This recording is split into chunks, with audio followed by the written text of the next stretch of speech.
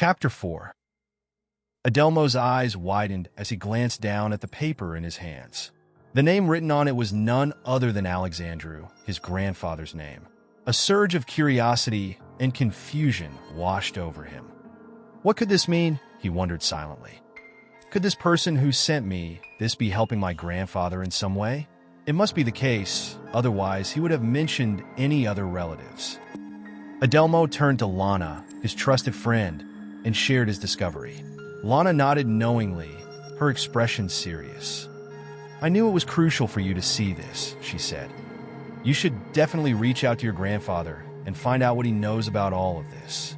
It might shed some light on the situation. Adelmo agreed, realizing that he needed to gather more information. With gratitude in his voice, Adelmo replied, "Thank you for bringing this to my attention. Now that you're involved, I promise to keep you updated on any findings I come across regarding this person." Lana smiled appreciatively and replied, "I truly appreciate that. Please let me know as soon as you uncover more details.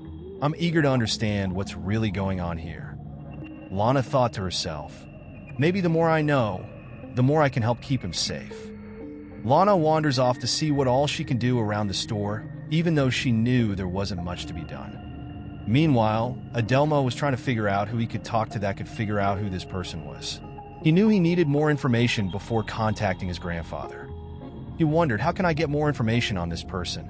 An idea popped into his head. I should be able to contact the telephone company.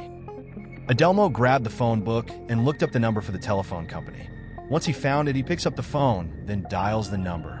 Lucky for him, they were open. Now, whether they could help him or not, he didn't know. They answered the phone. "You have reached the Cox store, where you can get all your entertainment needs. How can I help you?" "I was wondering if I could get contact information of someone that called my store yesterday." "Sure, we can do that. Do you have your account number?"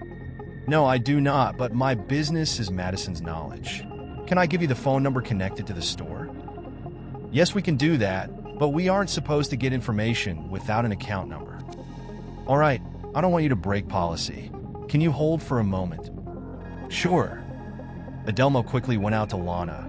"Do you know where the phone bill is for the store?" "Yeah, give me a second."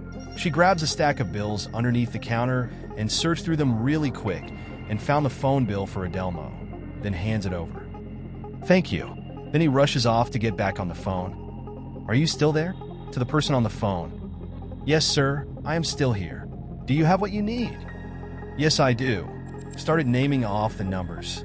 18 to 10, 11, 12, 13.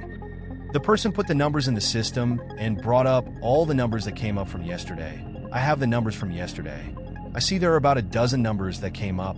Do you know the time of day?" "Well, let's see. It was some time in the morning. I don't remember exactly the time. Does that help at all?" "That does break it down to about half. Is there anything else you can give me?" Is there anything odd, like out of the area or private numbers?" "Well, it does look like there are two numbers that fit those criteria. One is outside the area, and the other is a private number. That is all I can tell you." Adelmo's eye lit up. "Can I get the out-of-the-area number and the time of the private number?" "Sure, I will give you the out-of-the-area number first. It is 49-30-86-1812. The private caller called at 10:13 a.m. With a puzzled look on his face. "Thank you. You have been a big help." He then hung up the phone and looked at the number. He thought to himself, what country is this phone number from? He knew it wasn't in his country, and it didn't look the same as his grandfather's location either. "Now that I have this information, what do I do with it?" he muttered to himself. Moments later, he decided to see if Lana could help him. He took the number over to her. "Can you help me figure out where this phone number is located?" Her eyes brightened up. "Of course," with excitement in her voice. Adelmo knew from the glory days of high school how much she enjoyed the search behind finding new information. After giving her the number, he decided to pick up the phone and call the number that was given to him. While it rang, he was trying to think of what kind of excuse he could use to get the name of the person. He abruptly hung up.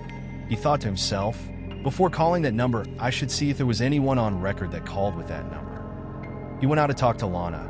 "Do you know of anyone that called to order a book that wasn't from around here that might have matched the number I gave you?" Lana, with a look of hope. "Why didn't I think of that?" she thought, looking at the records, and saw that there were a couple of people out of the area that ordered books from the store. She spotted one that matched the number he gave her to look further into. Then, with excitement, "Look, it's the number you gave me. That is also about the time that the mystery lady called, if I am remembering correctly." Adelmo smiled with hope. "Thank you, Lana. That answers one of my questions about the information I was looking for." He thought to himself, "Now how do I figure out who this private caller is? Just in case, if this out-of-the-area caller isn't who I was looking for." Mumbling to himself, maybe his friend Nick would be able to track it, but he is such a stick in the mud. Trying to get him to do something outside of protocol. It is like pulling teeth without Novocaine. It was worth a shot anyway. What is the worst thing that could happen? He went in the back room, picked up the phone, and started to dial the police station. When he is done dialing, he puts the phone up to his ear and waits for it to start ringing.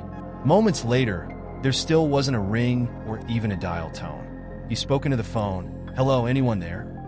The same lady from the day before answers. "Yes, it's me again.